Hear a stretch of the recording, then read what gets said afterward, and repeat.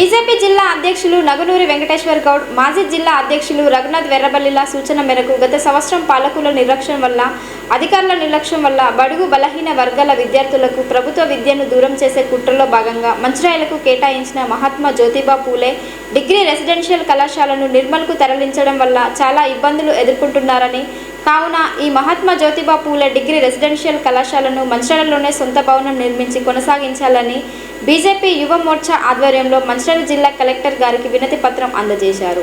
ఈ కార్యక్రమంలో బీజేవైఎం జిల్లా అధ్యక్షుడు బొలిశెట్టి అశ్విన్ రెడ్డి, మండల అధ్యక్షుడు అమీర్ శెట్టి రాజ్ కుమార్, బీజేపీ నాయకులు జయ రామారావు, ముద వెంకటేష్, కొండ వెంకటేష్, చిరంజీవి, రవీందర్, రెడ్డిమల్ల అశోక్, కుర్ర చక్రవర్తి, తిరుపతి తదితరులు పాల్గొన్నారు.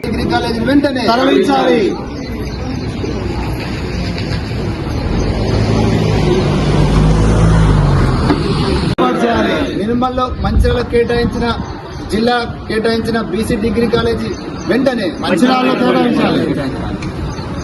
విద్యార్థుల పట్ల రాష్ట్ర ప్రభుత్వం ఉండి వైఖరి, విద్యార్థుల పట్ల ప్రభుత్వం ఉండి వైఖరి.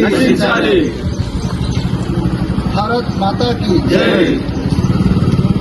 విద్యార్థులతో చెలగాటమా, విద్యార్థులతో చెలగాటమా, పేద విద్యార్థుల పట్ల రాష్ట్ర ప్రభుత్వం ఉండి వైఖరి, విద్యార్థుల పట్ల ప్రభుత్వం ఉండి వైఖరి.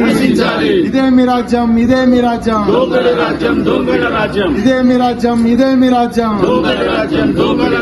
భారత్ మాతాకి, భారత్ మాతాకి.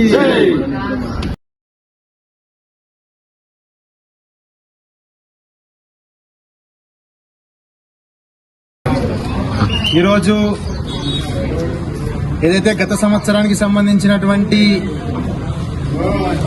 బీసీ రెసిడెన్షియల్ డిగ్రీ కళాశాలను రాష్ట్ర ప్రభుత్వం మంచిర్యాల జిల్లాకు కేటాయిస్తే ఇక్కడ వసతులు లేవని చెప్పేసి పాలకుల నిర్లక్ష్యం వల్ల మరియు అధికారుల నిర్లక్ష్యం వల్ల దాన్ని నిర్మల్ జిల్లాకి తరలించడం జరిగింది.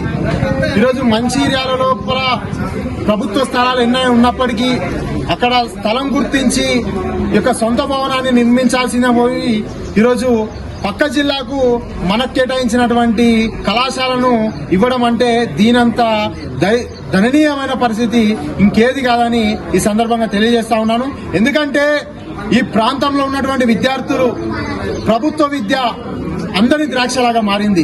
రోజు రోజుకి గత ప్రభుత్వం, గత బీఆర్ఎస్ ప్రభుత్వం అయినా ఇప్పుడున్నటువంటి కాంగ్రెస్ ప్రభుత్వం అయినా పేద విద్యార్థులకు ప్రభుత్వ విద్య అంటే అందరి ద్రాక్షలాగా మారింది.